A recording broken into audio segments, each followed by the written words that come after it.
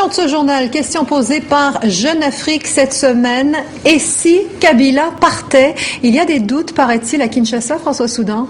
Sur le papier, tout est simple, Linda. Tout est simple. Article 220 de la Constitution, doublement verrouillé, 2 mandats de 5 ans. Il ne peut pas se représenter en novembre 2016. Mais nous sommes au Congo et ce qui est simple, en réalité, est beaucoup plus complexe. Alors Lambert Mende, le porte-parole du gouvernement congolais, était récemment l'invité de l'émission internationale sur TV5 Monde. Et quand Philippe Dessin lui a posé la question, voici ce qu'il a répondu. Le président Kabila respectera strictement ce qui est écrit dans la Constitution. Il ne sera donc pas Il n'y a pas plus de 2 mandats consécutifs. Il n'y aura pas plus de 2 mandats consécutifs. Et je vais vous répéter ce que le président nous a dit. En 2016, il y aura dans ce pays un passage de flambeau civilisé entre un président qui sort et un président qui entre. La réponse est claire, François Soudan? Oui, apparemment c'est tout à fait clair. Et après tout, pourquoi pas peut-être que Joseph Kabila va effectivement rendre son tablier en novembre 2016 et devenir un gentleman farmer dans l'un de ses ranchs, sous les applaudissements de l'opposition, d'une partie de l'opinion, etc., la communauté internationale.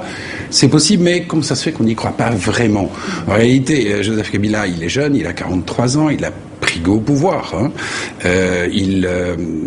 Même dans le cas d'un scénario à la Poutine Medvedev, où par exemple dans 5 ans il rendrait le pouvoir en 2021, ça me semble un petit peu difficile à croire parce qu'il y a sa famille, il y a le clan des Katangé qui est à côté de lui, sont tous des hypothèses et des gens qui le poussent à rester au pouvoir. Alors rester au pouvoir, oui, mais dans quelles conditions? Il faudrait changer la Constitution.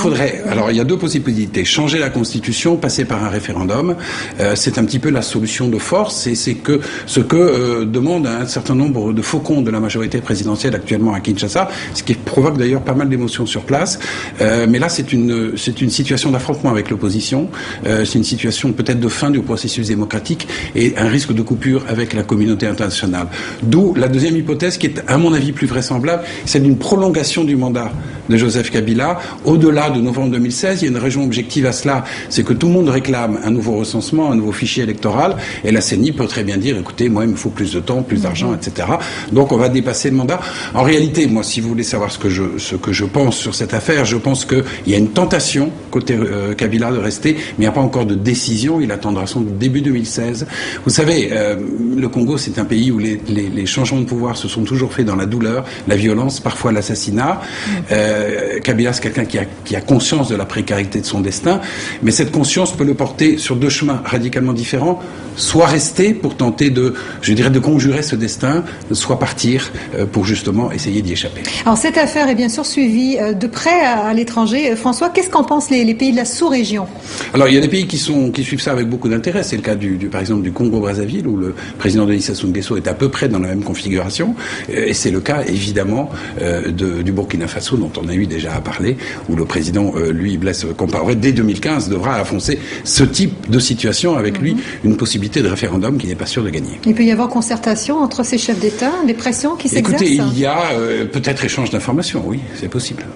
Merci François Soudan, directeur de la rédaction de Jeune Afrique. Je rappelle qu'à la une de l'édition africaine de JA cette semaine, on parle d'une autre présidentielle, celle qui aura lieu au Gabon en 2016. C'est déjà demain.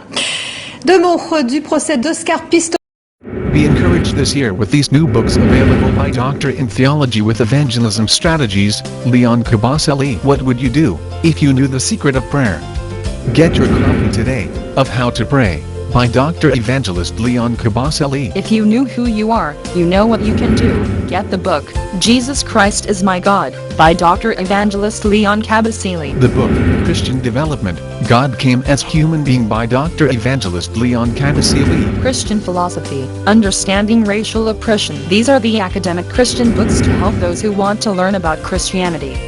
These are the books that can help people to grow spiritual rather than physically. Leon Kabasele does his research in theology as a Christian scholar, and one of his research is based on evangelism strategies, and this is what made him to become a doctor in theology, with evangelism strategies as his main subject. Take some time to walk through author Leon Kabasele's shelves of inspirational reads.